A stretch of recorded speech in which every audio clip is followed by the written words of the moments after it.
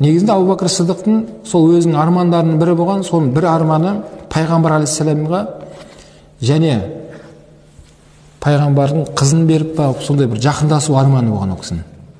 Соны Құдайдан сұрап жүретін болған. Пайғамбар алейхиссалам үшінші әйелі болып кімді берді ол кісіге? Айша анамызды берген.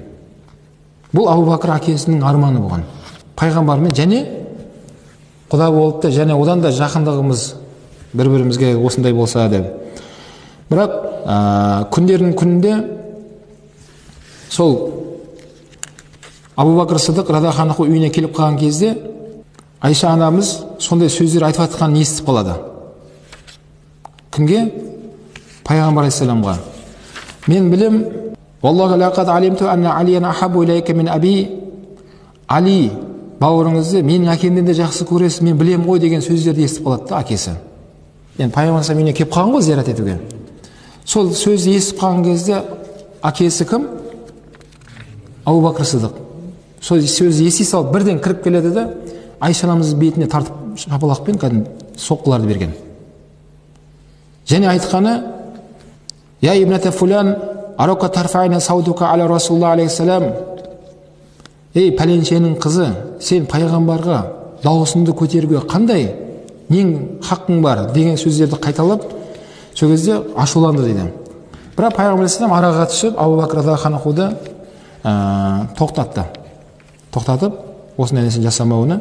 Кейін Абу Бакр Сыдық пайғамбар алейхиссаламдан кешірім сұрап, мен бара берсем бола ма деп, қызына ренжіп кетіп қалады. Яғни қызының пайғамбар алейхиссаламға деген құрметсіздігін көрген Абу Бакр Сыдық сондай сөздерді айтып, ренжіп қалды дейді.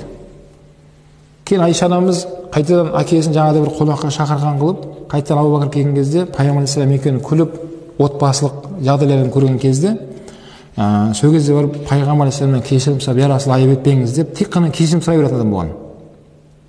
Міне осы жерден ғұламалар шығарады, қызымыз бар, ұлымыз бар, Аллаға шүкір. Ата-ана ретінде араға түсу керек болса, әркім өзінің несін тәрбиесін айналысу керек екен. Ешқашан қызын сөзін сөйлемеу керек екен. Қызын керісінше сол күйеу баласының қызметін жасауға насихат беріп, айтатын сөзін айту керек. Мүмкін өз жерде қыз бала кінәлі емес, күйеу баласы кінәлі болып отқан болса, онымен жеке сөйлесуге де болады. Онда пайғамбар алейхиссалам уақытында болған. Расул алейхиссалам үйіне, Фатима қыз үйіне келіп қалған кезде, Алимен жаңағы Алиді іздеп келген кезде, Али Фатима анамыз екеуі сөзге келіп қалып, сөйтіп неге кетіп қалған болады? Мешітке. Кейін пайғамбар алейхиссалам жағдай түсінеді, өрде негізінде Фатима анамыз дұрыс емес болған болады. Сол кезде пайғамбар алейхиссалам да Фатиманы жаңағыдай сөздер айтқан. "Ей қызым, денеңнен жаның шығып кетпей тұрған кезде тәубаңа кел де барып күйеуіңнің разылығын ал" деп. Кейін пайғамбар алейхиссалам Али радиаллаху анху арқасына іздеп келіп, мешітке келсе, мешітте солай жатқан болады. Енді ол кезде мынандай кілемдер жоқ дейді, намаз осындай мешіттердің үлгісі басқа ол кезде. Сол бір беті топыраққа жатқызып қойып ұйықтап жатқан болады Али. Топыраққа жатушы деп пайғамбар соны тұрғызып, орнынан күйеу баласы ғой. Сондай сөздер айтып, енді ондай болып тұрады деп басып айтып, сондай нәрсені істеген пайғамбар өзінің қызында да. Дәл сол секілді Абу Бакр Сыдықты, Айша анамызды сондай сөздермен Расул алейхиссаламға деген құрметінің жоғары деңгейде болуындығын еститін еді, оны құрмет көрсетуге көп ықпал жасады дейді Айша анамызға. Міне біздер сонымен айналысуымыз керек екен. Қандай жағдай болғанда да қызымыздың сөзін сөйлеп кету деген жоқ. Өйткені ол біздің себебімізбен дүниеге келгенімен, неке қиылғаннан кейін болды, ол күйеуіне өтіп кетті аманат.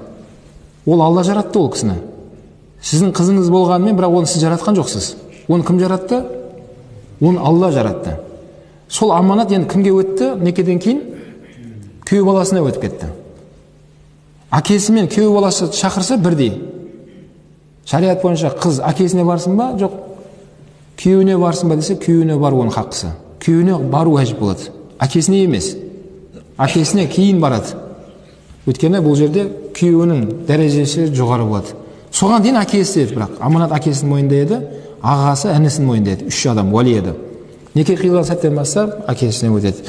Мына Абу Бакр Сыдықта осындай мәселеде тарихта қалатын осындай керемет дүниелерді жасап беріп кеткен.